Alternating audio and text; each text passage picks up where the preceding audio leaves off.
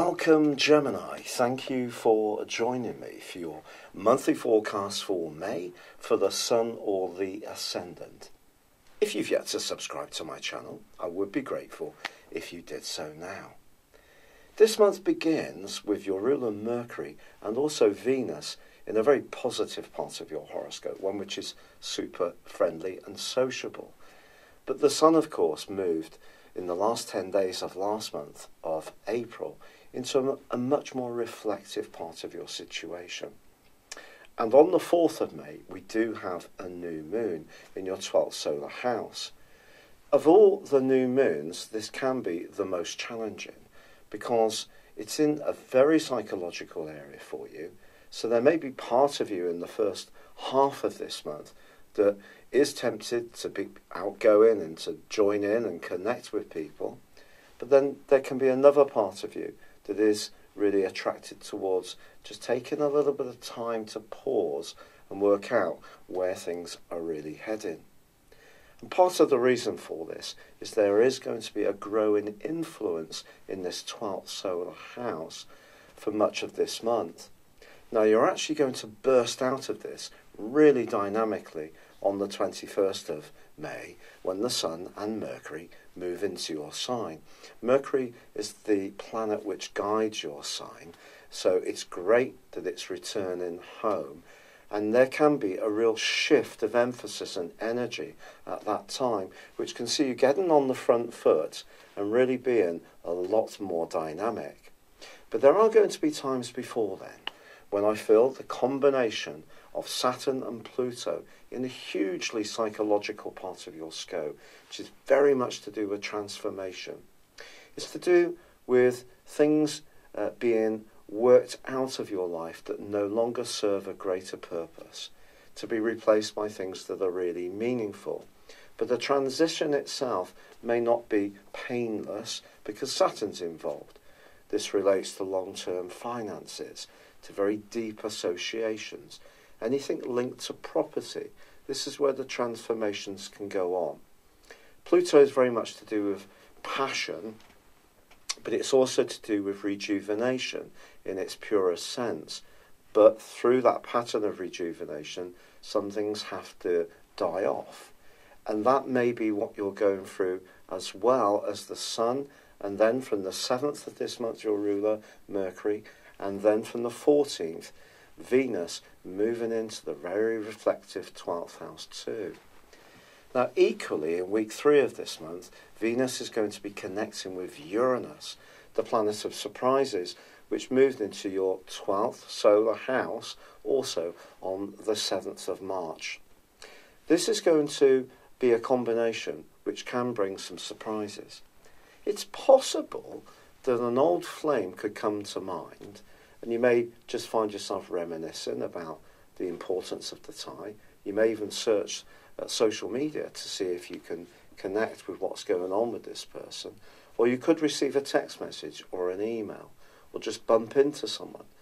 Or it's possible that if you do make an attraction or build some kind of alliance with someone earlier in the month, to begin with, you and the other person may want to keep it very much to you and they. Keep it to yourselves. Keep your cards close to your chest.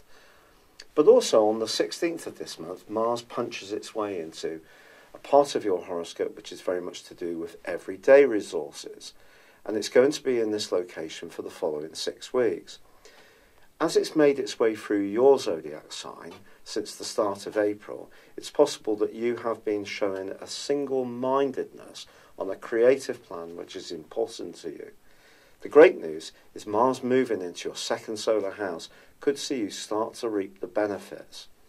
What's more, it's possible that something that is linked to your past can actually come back to you in a very positive way. So maybe skills that you learned long ago can be repurposed in a new format, but in a way that actually brings you a surprise bonus or breakthrough financially in the second half of this month.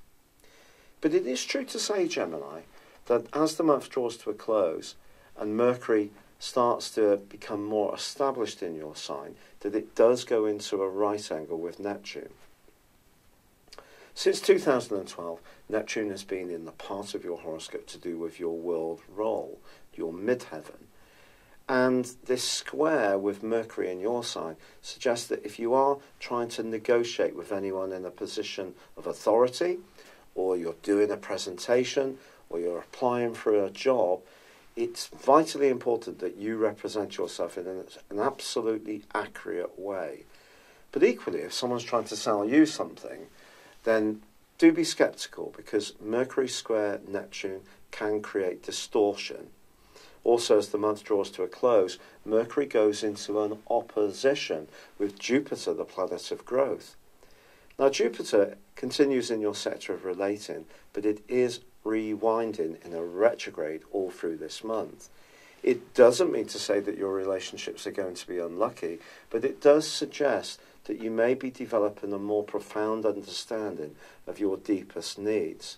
This is a less outgoing dimension that Jupiter is going to be manifesting in your situation. But as I say, it is going to be really significant when the Sun and Mercury move into your sign on the 21st. But just before that, there is a full moon on the 18th, which provides a backdrop for the following 2 weeks. In other words, the second half of May. And this suggests that if you are trying to get the balance right in your situation between the practicalities but the emotional story behind life's practicalities, don't ignore how you feel. So, for example, if you're in a job where you don't feel that comfortable and you can't relate to people, that is going to affect your ability to deliver your role in a very accurate and tidy and organised way. Or if you don't feel very well, don't just see it as a symptom. Try to understand the deeper emotional patterns that may be driving that. But generally, the last 10 days of this month are going to see you feeling a lot perkier, a lot more on the front foot, and really with an appetite to take on the challenges that you set yourself or life lays down to you. Have you ever had your personal horoscope prepared based on your time, date and place of birth? If not, the information within this will go way beyond your zodiac sign. Based on your character analysis or 12-month personal horoscope forecast, if you choose to have both, I will give you a 30% discount. My forecast uses a modern form of prediction called directions. This is where we advance a natal birth chart forwards 1 degree for every year of your life, and then compare it to your natal birth chart when you were born, and also to current transitory planetary activity.